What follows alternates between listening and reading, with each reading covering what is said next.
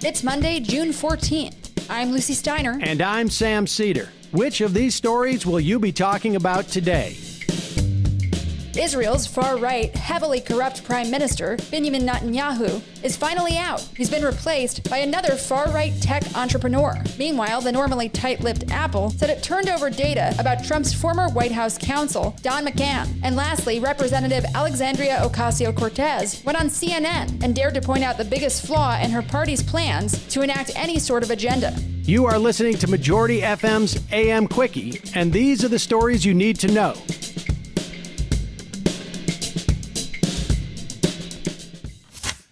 After 12 years, Israeli Prime Minister Benjamin Netanyahu is out, replaced by a strange government coalition of basically everyone outside of his party and the Israeli government. But before we get too excited, let's meet the new Prime Minister. Taking over for Bibi is Naftali Bennett, a former tech entrepreneur whose politics may be just as right-wing and reactionary as his predecessors. Bennett has only been in politics for about 8 years, and before that made millions in the tech sector. He's also a former Israeli commando whose latest post in government was as Minister of Defense, and he's reportedly bragged about killing Arab people, saying, quote, "I've killed lots of Arabs in my life, and there's no problem with that," unquote. Yeah.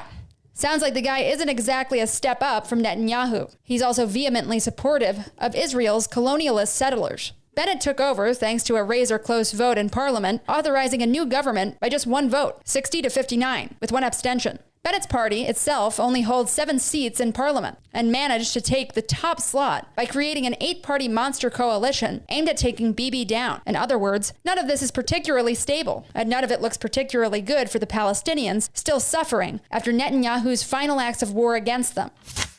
The Trump administration continues to deliver weird new gifts, even from beyond its political grave. This one comes from the New York Times, which reports that in 2018, the Justice Department subpoenaed data from Apple so it could look into White House counsel Don McGahn. The exact reasons behind this decision aren't clear and probably have something to do with the complicated mess left behind by Trump's nebulous associations with Russia. But what's weird about this case is that the Justice Department kept it secret for over 2 years and forbade Apple from telling McGahn about it. And it fits into the larger context of what's been going on and the privacy space in the past few months. We've recently learned that Trump's Justice Department aggressively hunted for leakers, going as far to try to obtain phone records and other data from reporters for The Times, CNN, and The Washington Post. This is all stuff that Biden's new Attorney General, Merrick Garland, is going to have to untangle. And right now, it's not quite clear what side he's going to come down on. The Biden administration ordered the DOJ to stop seizing reporters' emails, calling it, quote, "simply wrong," unquote.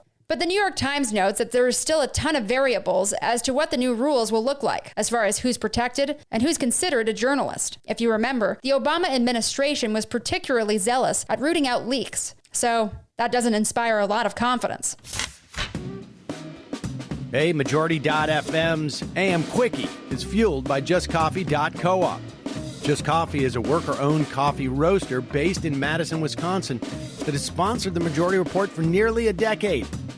Check out their collection of fair trade roasts, including our own Majority Report blend. And regardless of what you order, receive 10% off of your order when you use the code MAJORITY at checkout. All shipping, of course, is free. That's coupon code MAJORITY at justcoffee.coop.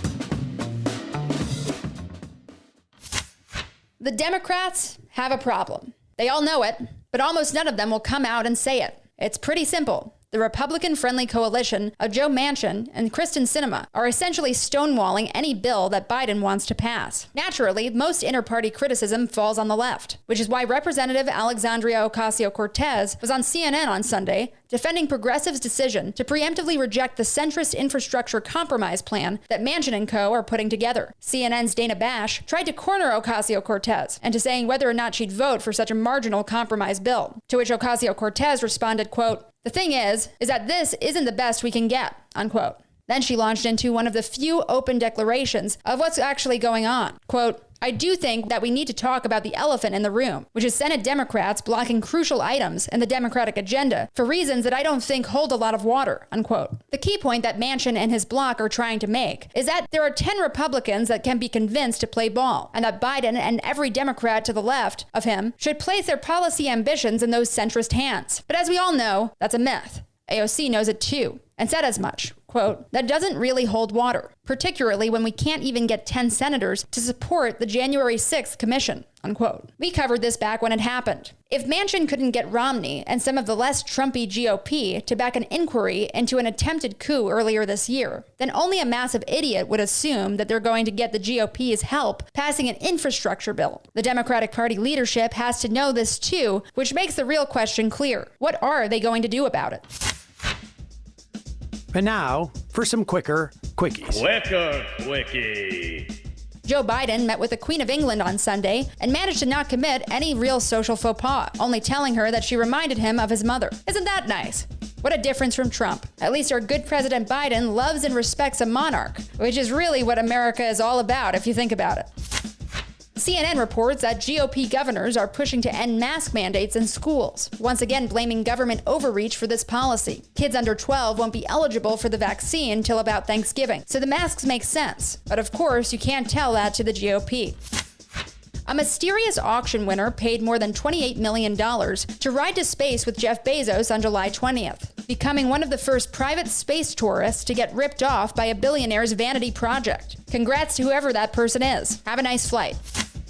A bipartisan group of lawmakers released 2 bills on Friday that would completely overhaul the competition and antitrust system that let big tech establish world-spanning monopolies. We'll see how well they fare against the tech giants' inevitable onslaught of lobbying. Quickie.